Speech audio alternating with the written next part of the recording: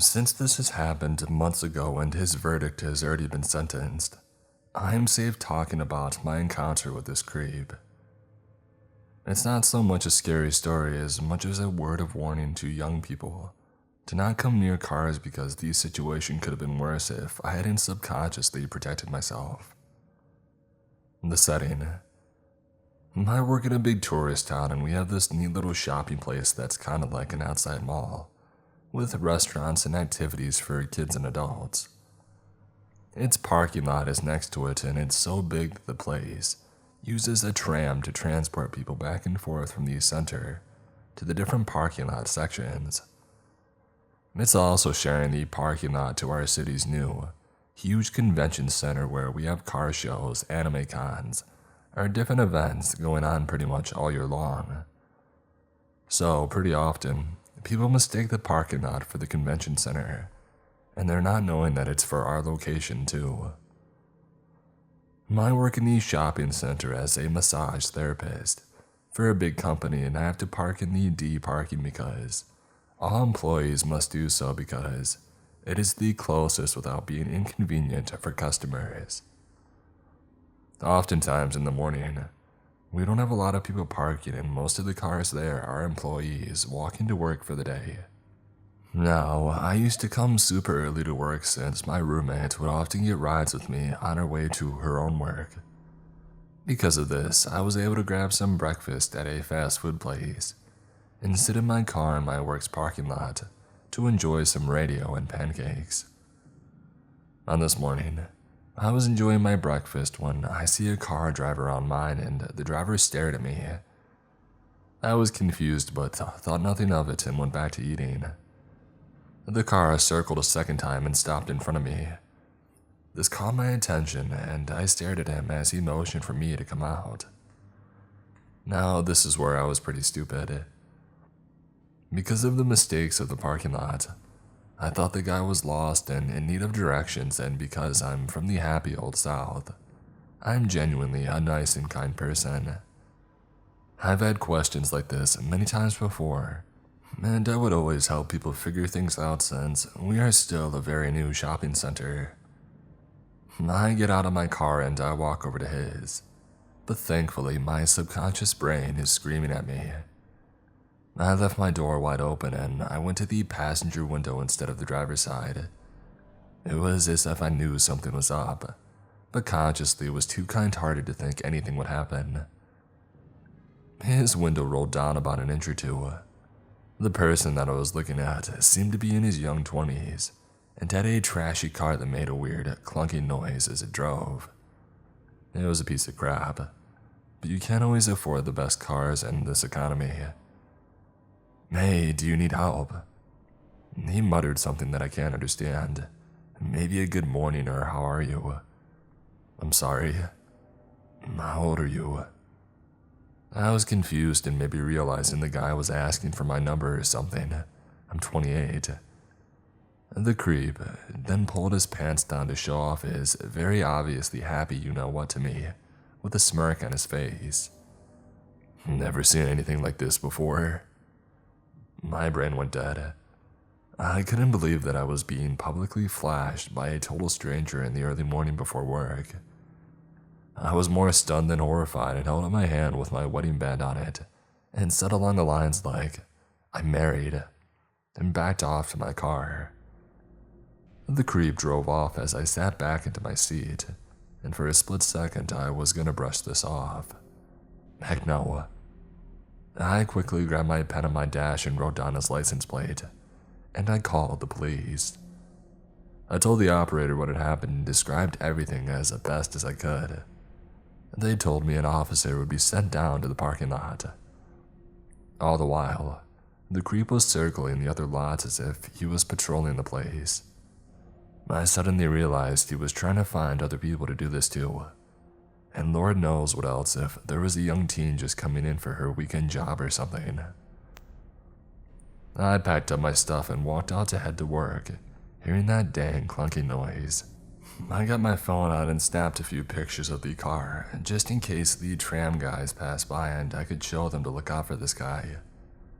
Luckily, as he passed by one direction, The police came the opposite way a second later. I yelled at them to stop and pointed to where he had drove off. They told me to stay there and another officer would come to take my statement. I texted my group work chat to tell them that I would be late because the police were involved in. I spoke with an officer when he came up. He asked if I was going to press charges and I said that I wasn't sure, because I had never done this before, and that this has never happened to me. He spoke seriously to me, someone concerned about not only my well-being but the well-being of others. He might do this again to others or even escalate. I knew that was true because I remember the way he was patrolling around the parking lot. I ended up writing a statement and filing my very first police report. Just as they said, they caught the creep, and they were bringing him to us so I could positively ID him. It turns out they got the right guy, and I pointed to him telling the cops that was the man who exposed himself to me. You would think that I would end this, but as I said, he was in court and I was present as the victim. A few months later, I was summoned to court to provide evidence to the victim's representative, and he would be giving his plea. If he pled not guilty, he would have a trial, and if he pled guilty, he would be judged then and there. I was nervous because I started to wonder if he didn't plead out that if anyone would believe me. At this time, I also found out that I was pregnant, and I didn't want to stress anymore, so I and my parents come with me as support. The creep was there and in tow was his mother, I presumed, and a girl holding his hand like a girlfriend would. That surprised and sickened me. They didn't really look at us much, and I didn't want to be around him, so I stuck close to my parents. It took forever for the case to be heard, and when it did, the creep went up there and I heard so much more than just my charges against him. Not only was he charged with exposing himself to me, he was found on camera at the community center doing lewd things, and when he was arrested, he had a grandma pot on him and a pipe just sitting on the dashboard. The car also smelled like he had been smoking in it. My shock was intensified when I found out his real age. He was only 20. 20. He was going about like that, being that young. The creep tried to urge that he hadn't exposed himself purposely to me. Oh no, he was just fixing his pants, yeah. I've seen men adjust their pants and it wasn't like what he did. I couldn't believe this was his argument. The judge wasn't having it.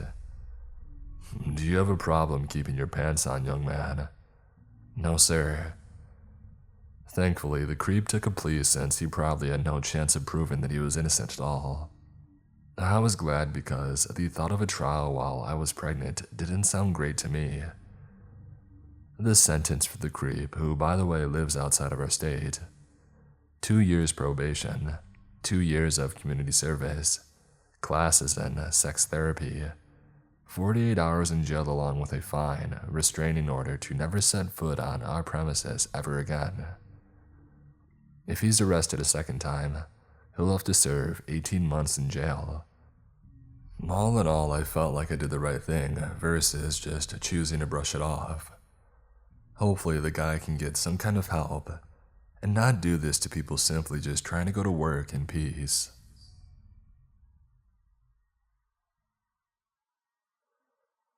This takes place about 2 or 3 years ago when I was in university. I lived on an island and our university was in a very small village, town in the mountains, where literally nothing ever happened. The crime rate on the island is pretty low. My friends and I used to overthink a whole lot, so when we stumbled upon something out of the ordinary, we would immediately freak out. It was in the middle of winter and our classes ended at around 6, so it was already dark outside. I told my friends to come by my place to have dinner and watch American Horror Story. My flat was on the 2nd floor and had a window that directly faced the property's parking lot. I could basically see if anyone was entering or leaving the property. We saw a car pull up in the parking lot, and it never turned its headlights off for the rest of the evening. We were having fun and I didn't think too much of it, thinking that someone must have just forgotten to turn their headlights off. That's a bummer. My friends started to leave one by one except for one of them, who stayed a little bit later. It was around 1 a.m. and the car was still there with its headlights on. It had been there since 6 p.m. We had a weird feeling about this somehow. My friend left and I closed my blinds so I didn't have eyes on the car anymore, and immediately got ready for bed. I knew that my friend had to pass by the car to leave the property, so she eventually checked it out. She called me a few minutes later after she had left, freaking out, telling me that there was a girl in the car, not moving at all, with her eyes wide open, sitting in the front seat. I told her to come back to my place to figure it out. She passed by the car twice, so I'm pretty convinced that what she saw was real, even though she had a pretty large imagination, but I wanted to check it out as well. She was really freaking out and told me that she wasn't going out there again, so I turned my phone's flashlight on and went to check out the car alone. My friend opened the blinds to check on me and called me, so we were on the phone the whole time. The parking lot was right next to a construction site where they were building a new research unit for the campus, and there was a huge open garage where I imagined trucks parked for deliveries. It was empty at night. I went to check the car out to see if the girl was okay, and as soon as I had approached it, the car got the heck out of the parking lot, maneuvered next to me, and started to pull back into the pitch black garage, and then it turned its headlights off. I didn't see the girl at all because the headlights were blinding me, but I now knew that she wasn't dead or anything. I hesitated going into that garage. I really wanted to know what was going on. My friend on the phone told me to get the heck back into the flat. It was a crazy thought, but geez, what the heck had just happened? I hurried back to my flat, and my friend and I tried to figure out what really happened. We thought about calling the police, but we figured it wasn't good enough reason. I'm pretty sure that the girl was stalking someone. I really don't have any other explanation. But the point of stalking someone is being discreet, right? Why the heck would she have left her headlights on the whole time that she was there? My friend was too scared to go past again, so I offered that she stay the night, and I peeked out of the blinds from time to time throughout the night, and eventually saw the car back up into the same parking spot again. It kept us awake for a little while, thinking that we had seen a ghost, and making up other theories about what we saw, but we eventually fell asleep. The car was gone in the morning.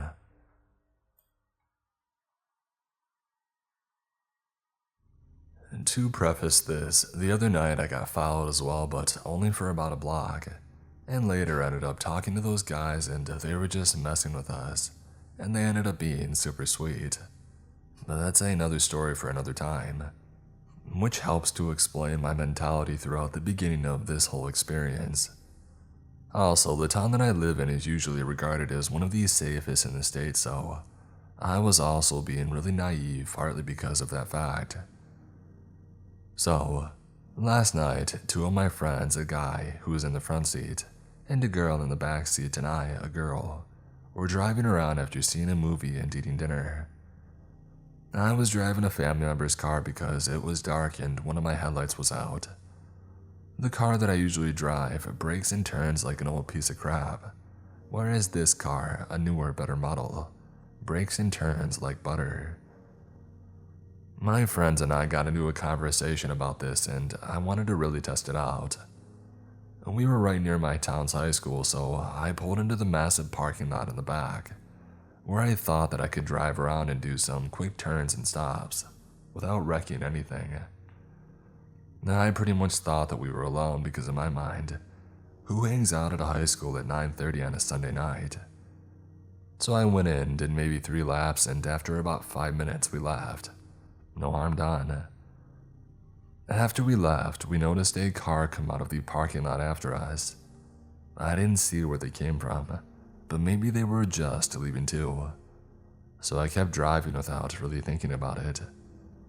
But after a couple of turns in about 10 minutes, these guys were still behind us. I kept driving for a while, trying really hard to get them off my butt, but they kept so close that even when I didn't use my signal, I could tell exactly what I was going to do before I even did it. I didn't want to call the police because it hadn't been the complete wait period after getting my license yet, so I wasn't supposed to be driving any of my friends, and I really didn't want to lose my license. At that point, I was still somewhat confident that they were really just messing with us, like the guys the night before. So I pulled into another pretty empty parking lot and waited to see if they were going to get out. They pulled in like 25 feet away from me in T-bone position, turned on their brights, and about 4 high school age guys got out. I made sure to keep my car on drive with a foot on the brake just in case we needed to haul butt out of there. Finally, one of them walked up and started knocking on my window and yelling, "Roll it down." So instead of doing the smart thing of letting them get out of the car and then getting the heck out of Dodge, I cracked my window. "Learn how to drive. It's people like you who get the cops called on the high school parking lot all the time." The guy said who was aggressively knocking at my window. "Oh, sorry," was all that I could reply, trying to keep my tone. The guy who had just talked to me stepped back a little, still shouting, but I was honestly too flustered to remember what, and one of his friends came a bit closer and yelled, "And were you the guys throwing crap at our car?" "God, no, absolutely not. We would never," I explained, still trying to not sound upset or scared. Finally, all 4 of the guys backed up a little, and one from the back who hadn't spoken yet said, "Well, okay, but come back and we'll beat him up. He looks like a baby anyways," looking at my friend. And then after some silence and hesitation, they got back in their car and laughed. My friends and I just sat there for I don't know how long in silence, until my friend in the back seat broke said silence, her voice shaking a little with a sentence that perfectly summed up that entire encounter. "What the heck?" And with that, I took my foot off the brake and left the scene of what had just gone down.